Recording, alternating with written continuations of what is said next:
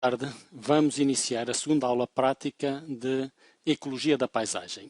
Durante a primeira aula prática, analisamos a questão da paisagem do ponto de vista qualitativo e quantitativo. Atribuímos valores à paisagem e fomos ver qual era o seu significado físico. Agora, vamos passar do valor da paisagem para a quantificação ou a classificação do tipo de manchas que compõem a paisagem. Independentemente do que representam, qual é a forma que têm. Por exemplo, a agricultura tende a estar organizada espacialmente em parcelas perfeitamente definidas e, de um modo geral, quadradas ou retangulares. Já a floresta tende a estar distribuída de uma forma mais elíptica no espaço. O mato, dada a forma como cresce e o resultado dos incêndios florestais, tende a ter uma forma pouco definida. E as linhas d'água e, consequentemente, a vegetação ripícola tende a ter uma forma pouco convencional ou de difícil definição. Portanto, apresenta-se com este aspecto de dendrograma. Se considerarmos cada uma destas figuras, podemos ver que entre uma figura aparentemente ou próxima do círculo e uma figura com este aspecto, há grandes diferenças na relação entre a área e o perímetro. E será precisamente com base na área do perímetro que os computadores vão calcular a forma. Nas aulas teóricas apresentamos estes exemplos e vimos que, por exemplo, um quadrado, quando era unido ao outro, apresentava uma estrutura aparentemente retangular e que, quando era unido ainda a mais quadrados, apresentava uma estrutura semelhante a um triângulo. Este quadrado e este círculo são equivalentes em termos de área e de perímetro. Mas como é que, com base no perímetro e na área, o computador vai calcular a forma destes objetos? Vejamos o formulário de cálculo e relembremos aspectos trigonométricos. Portanto, se tivermos um retângulo tem dois lados, um maior e um menor. Se estivermos perante um quadrado, tem 4 lados iguais. E se estivermos perante um círculo, tem o raio que define a circunferência. Perímetro, 2 vezes o lado maior mais 2 vezes o menor, 4 vezes os lados, que são todos iguais, ou 2πr.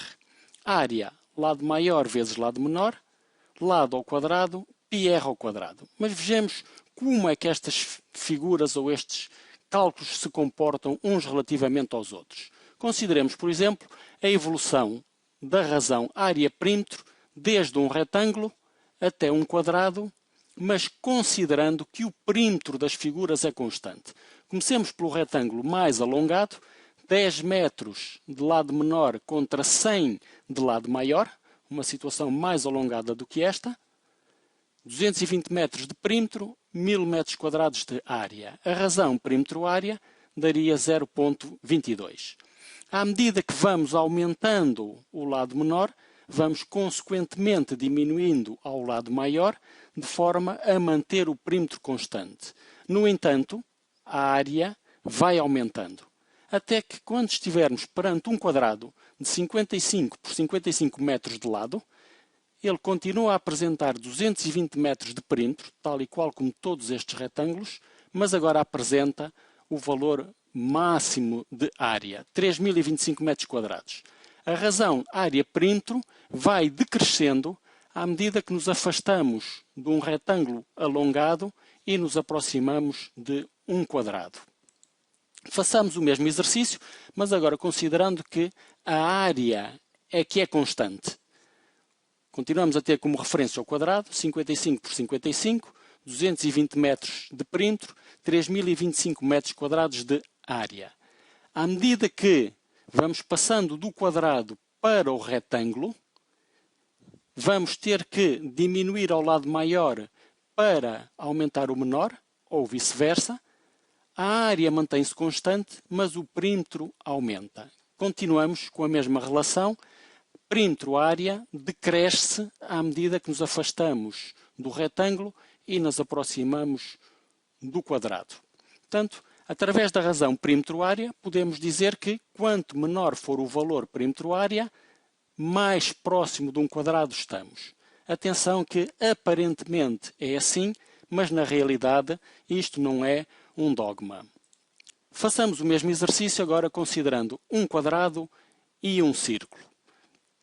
Reparem que à medida que vamos aumentando o valor do lado do quadrado, vamos diminuindo o valor da razão perímetro área.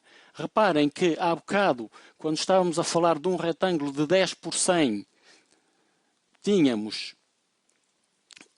10 por 100, um perímetro de 220 metros, uma área de 1000 metros quadrados e uma razão perímetro área de 0,22. Agora, para um quadrado de 10 por 10, temos um perímetro de 40 metros, uma área de 100 metros quadrados e temos uma razão, área perímetro, de 0,4. Reparem que uma circunferência com 5 metros de raio apresenta a mesma razão, área perímetro.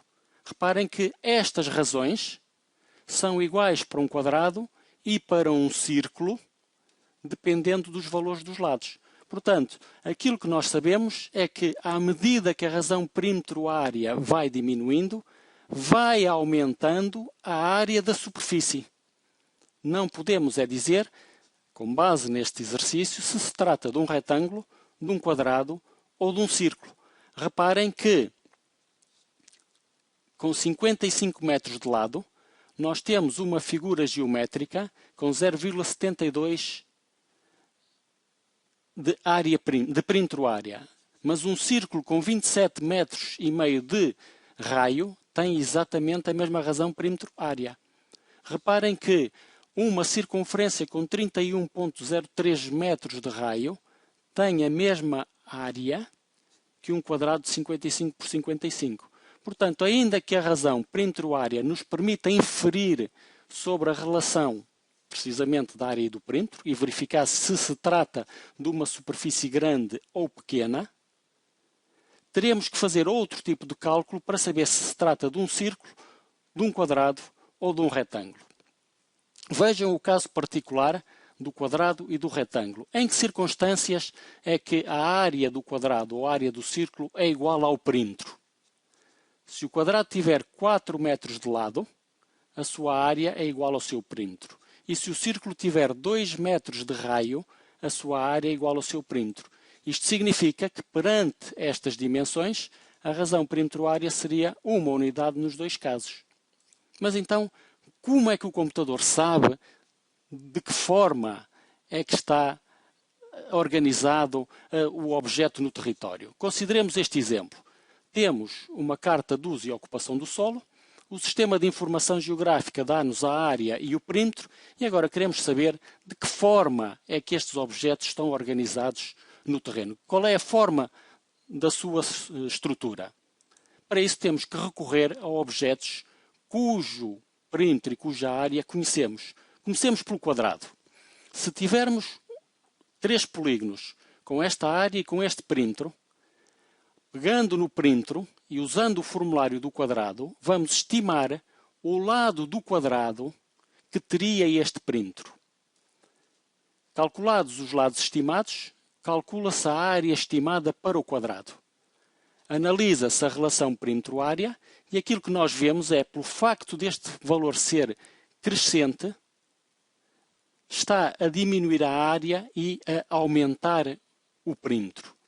Se agora dividirmos a área original pela área estimada para o quadrado, podemos ver que o primeiro polígono tem uma área original muito superior à área do quadrado. Isto significa que estamos perante uma figura circular. O segundo polígono tem uma área original igual à área estimada. Estamos perante uma figura quadrada. E o terceiro polígono tem uma área estimada ligeiramente superior à área do quadrado. Isso significa que nós estamos perante uma figura retangular. Se fizermos o mesmo exercício, mas considerando o círculo como referência, para este perímetro teríamos este raio estimado. E perante este raio estimado teríamos esta área estimada.